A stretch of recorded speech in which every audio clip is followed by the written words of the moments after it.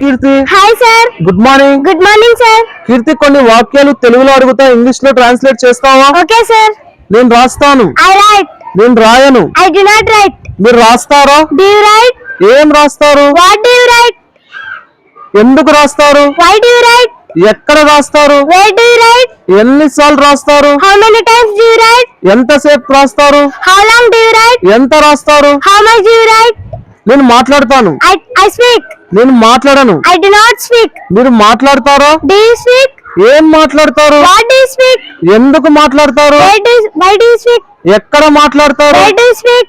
ఎన్నిసార్లు మాట్లాడతారు? How many times do you speak? ఎంతసేపు మాట్లాడతారు? How long do you speak? ఎంత మాట్లాడతారు? How much do you speak? నేను నేర్చుకుంటాను. I learn. నేను నేర్చుకోను. I do not learn. మీరు నేర్చుకుంటారా? Do you learn? ఏం నేర్చుకుంటారు? What do you learn? ఎందుకు నేర్చుకుంటారు? Where do you learn? ఎక్కడ నేర్చుకుంటారు? Where do you learn? ఎన్నిసార్లు నేర్చుకుంటారు? How many times do you learn? ఎంతసేపు నేర్చుకుంటారు? How long do you learn? ఎంత నేర్చుకుంటారు? How much do you learn? Okay Keerthi, ఈ యాక్టివిటీ ఎలా అనిపిస్తుంది నీకు? సూపర్ ఉంది sir. Okay Keerthi, thank you. Thank you sir.